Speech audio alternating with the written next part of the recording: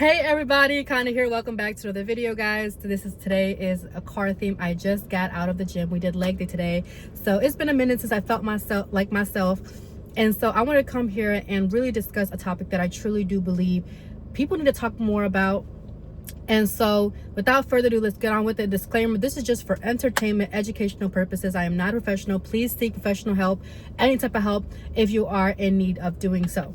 So you are the life of the party. Don't you ever forget that. And if they don't know how to love you, you just gotta love yourself even more. And this is a conversation. And again, this whole channel is about battling chronic discontentment, right? To combat consumerism, to stop you from playing yourself so other people can stop playing you, to pour wisdom in a fun, loving way to which it speaks the language of the youth. And I'm so passionate about this is because growing up as a little girl, you were taught to never make a mistake. You had to be a perfect Barbie doll. Guys, I will talk about it in a later video. You had to be a perfect Barbie doll, and you have to tear other Barbie dolls apart because you have to be the only one. It's literally straight competition. And so you go about your whole life that if they don't say something, if they don't text you, if they don't hang out, there must be something wrong with you. Baby, you are the life of the party, okay? And I was reading the book Untethered Soul, and it was talking about how the idea of consciousness, okay? So keep that in mind. You are the life of the party, okay? So consciousness works as you are an extension of God. And think of it as a spider web, okay? There's that main source. There's a spider, but you have spider webs. Now, a spider can sense anything, every movement from its webs. It has this very high level way of hearing, of sensing. So you are one of the spider web strands. And so when you get consumed in a movie, when you get consumed in a relationship, you become those things. If you're not aware of it, you become those things.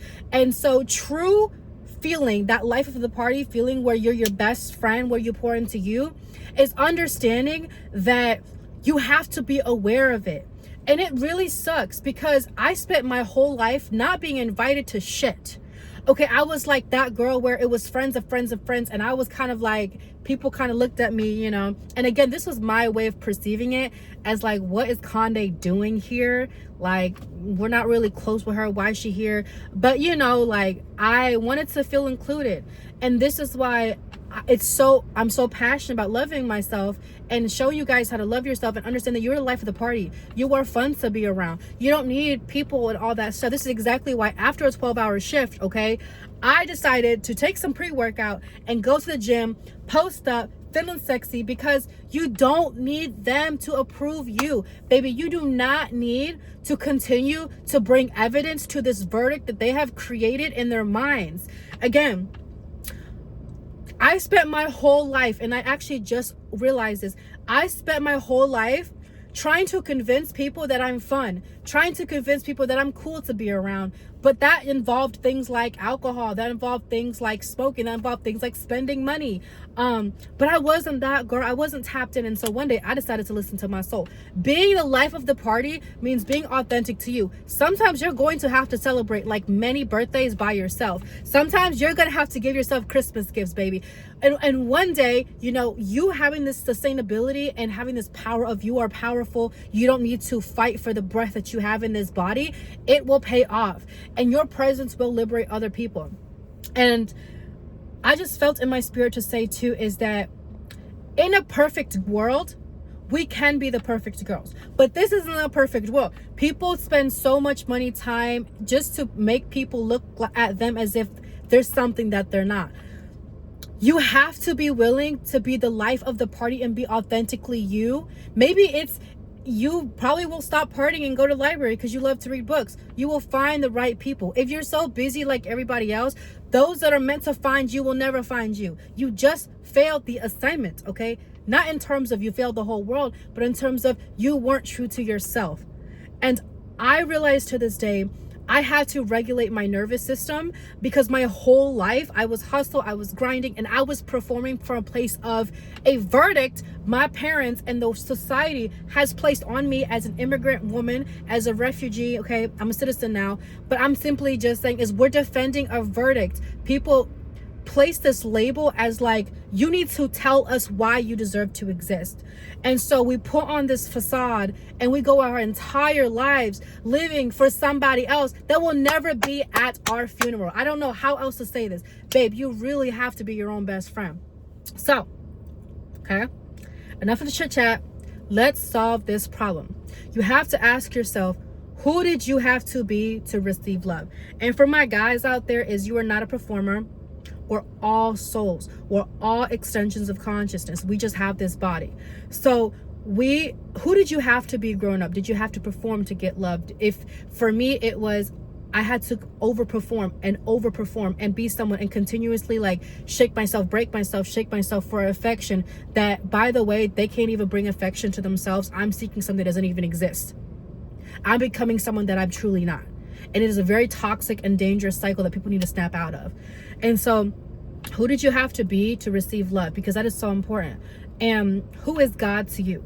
You have to have a source greater than yourself, because some of our gods is the parents that we grew up in. And I learned in this book, which is The Road Less, The Road Less Traveled. And the guy was talking about is when we grow up, right, our parents didn't instill in us who God is. It doesn't matter what they say, it's how they acted, right? So if your parents come from a very traumatized home and they're pushing the religion, which is up on them, that's totally up to you, and you think God is treacherous, you think God is the same as your parents, because if you did something, you received something. God doesn't operate that. God is all loving. God is all powerful. God admires you. God dotes on you. And it took me 24 fucking years. And it's not like I just knew one day, right? So I had to be a man to receive love, a protector, a provider, an advocator, 24/7 hotline therapist, right? But I had an identity crisis because people kept leaving, relationships kept breaking, had to heal father wound, had to heal mother wound. And I asked myself this question: who is God? Who am I? And I realized I, before anybody else, is a child of the Most High. So I'm going to start acting like a child of the Most High. So what does that look like? One, I don't need to prove to you that the breath that I have the right to breathe. Two, if I want to eat food, I'm gonna eat food. If I want to work out at night, I'm gonna work out at night. I don't owe anybody any explanation, and they don't owe me anything. It is the art of detachment from the worldly things and opinions and values and beliefs, and constantly overcoming the version that doesn't serve. Okay, so how I did it in 3 simple steps is, I always talk about this. It is so simple but so complex. The first thing is the desire. Are you actually willing to want to change? Because I can't help you. The world can't help you if you're not. See, the world is like an algorithm, right? The moment you said, I'm willing to be the best version of myself, okay, God is like, okay, well, here's your friends, here's the programs you need to let go of, here's what you have to let go of, here's what you need to embody so you can get into those rooms. So you have to start with the desire. Your desire is a reason beyond yourself, a reason beyond your family, a reason beyond your humanity, even tapping into the seat of consciousness, the seat of source. So it could look something like, for example, you might be depressed. You might be overweight, probably fat, like I once was at 200 pounds, okay? And you're probably looking down on the toilet, and I remember this vividly. I looked down on my toilet and I had like 5 rolls. I have double chin, and I was the unhealthiest version, and I told myself I wanted to be the best version of myself. 3.5 years later, I am that. But it wasn't like I was good at what I was doing. I actually failed 2.5 years in. Okay, that's what they don't tell you. But I kept practicing. And so I knew I wanted to be the best version of myself. I was willing to do anything and everything. I was willing to do detox program. I was willing to break the habit of being myself. I was willing to believe in the unseen. People back then used to not believe in spirituality. People back then used to not believe in detox programs and hidden agendas, but now they are. Now these conversations opening. I thought I was going crazy back then, 3.5 years ago, 5 years ago. Now it's a trend. So I had the desire that was beyond, I wanted to look good, but despite me feeling sad, despite me feeling angry, despite me getting on toxic relationships, despite me being abused, I had the will that no one can take away from me. I put my mind and my soul in a space of God, even on the days that I don't feel like it. I had to dream it. So your desire is your direction, okay? So if you can think about it, you can achieve it. The second thing is a skill. Okay, what do you want? For me, I was so tired of looking like a fucking marshmallow every time on FaceTime. I was like, I need to get this shit on lockdown. So I made it my goal. Okay, I purchased detox courses. I was working literally 7 days a week, 16-hour shifts. I was working back to back to back. I never went out. I never partied. I never did anything of that stuff. And I just was so desperate, to like just get the fuck out of here. And so I continue to purchase courses. I continue to trial and error. I continue to perfect. And it was one of those things where the entire time I didn't know what the fuck I was doing. I had no confidence, but I just did it anyways. So your desire matched with skill. And I think the next thing is knowledge, right? A skill is something you perfect practice. You might continue to drink creatine every single night. You might sleep at 10 a.m. But knowledge is something that you feed your soul. It's something that you feed your heart, all the dimensions. And knowledge is something that no one can take from you. It is something that is when you learn, okay, you liberate yourself from fear. So I had to read so many books. I had to realize I'm not shit right now. Like people know the truth but are not ready to hear it. And I was not ready to hear the truth. I was very arrogant, very ignorant. I was very entitled. I was very much victim mindset. I had so many things fucked up. And I'm willing to admit that. And that was the thing, was desire, skill, and knowledge. And I had to learn to tell myself the truth. I am the reason why I'm here. I'm the reason why I got cheated on. Yes, they had their fulfillment, but they are just a mirror of my shadow that I need to work with. It is so easy to blame the guy. It is so easy to blame the girl. It is so easy to tell yourself, oh, you're so fucked up. You have all these problems. No one wants to hang out with you. This is exactly why you should hang out with yourself.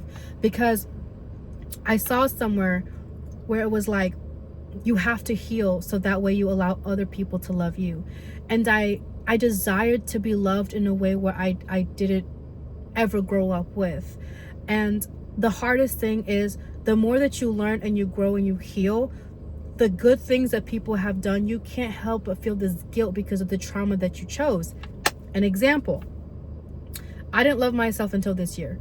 And I told myself, oh, I love them. They love me, but it's like, that doesn't make any sense because love stays, right? Love is solidifying. Love is unity. So that wasn't love, but I kept lying to myself that it is, because I wanted to hold on to this identity. I was scared of who I had to become. And I was scared that I'm going to do this alone, but never truly alone. And I didn't have a great connection with this universe, with God. This is just like, I'm still forever on this journey. And so I decided to stay in the void. I decided to stay by myself, and I isolated myself for a couple years now. Even in relationships and talking stages and situationships, I just felt the most alone. But it was my willpower to overcome that. And it was the muck. It was the constant grit, year and year and year and year. And I didn't know where I was going. I had no fucking idea. I was so insecure. I deleted like YouTube, TikTok, Instagram so many times, man. I was just down bad. But I wouldn't have it any other way, because the more that I loved myself, the more I realized there were people that did love me. It was that my trauma, my trauma didn't give the other people credit that they deserved. And so it's like God trying so hard, but you're just not willing to see that you're surrounded by this. That is very selfish and entitled. And I had to let go of this shame and this guilt, because healing is facing the shame, facing the guilt, facing everything you could have become, you didn't become. Why did you not become, right? It is like literally looking into the murky black water and trying to find a piece of yourself, and you're just not really sure who that is, but just hoping and waiting and putting the work that beautiful God version of yourself will emerge. And so I was so scared for so long, because even if I ended up with cats and I'm drinking wine for the rest of my life, or I never have the kids, or I get my heart broken forever, like I just had to learn the fact that like I'm okay with that. Like if God took me out tomorrow, I'm okay with that. And I realized I was buying clothes, I was buying food, I was going to events, I was looking for other people to show me that I'm worthy, that I'm fun to be around, because for the longest time I had been programmed to believe that there's nothing valuable within this vessel, so why would I respect and love myself? And there's a funny story. I want to end off with the story. There's a CEO, okay, she eats the frosting of the cupcake before she actually does the cupcake. And there's a childhood trauma, which is that She wasn't given the love that she deserved growing up, so she felt unworthy of her time. Therefore, she did the hard things last, and she was in the self-perpetuating cycle, and she never knew how to love herself. And so the little habits that you do, you might think, oh, it's ADHD and all that stuff. There is a root. Every wound. So I learned that feeling not enough, feeling like you're not life of the party, feeling like you don't deserve love, it is not a fact, it is a wound. Get to the wound, okay, and you can receive wisdom out of it. You can give it to other people. And you have to invest in yourself no matter what life looks like, because the external world will change, you know. And no amount of kids, no amount of relationships, no amount of gym workouts can ever satisfy the emptiness until you step back and observe that and heal this brokenness. And the thing is, you're never really broken. You're just fragmented and disoriented. You're just distracted. And I began to remember the truth of who I really am, and memory started coming back. And so again, I wanted to keep this short. I'm gonna wrap it up. You are the life of the party. Have the skill, the knowledge, and the desire to do so. Start anywhere. It could be just a simple book, a simple podcast. You know, you switch up. Maybe quit the weed and you know, start taking a walk when you are stressed. Quit the fast food and maybe start eating, you know, fruit. So it is the love is the one that fuels it all, but love is not enough to get you where it is. You need to have structure. You need to have discipline and consistency and values and morals.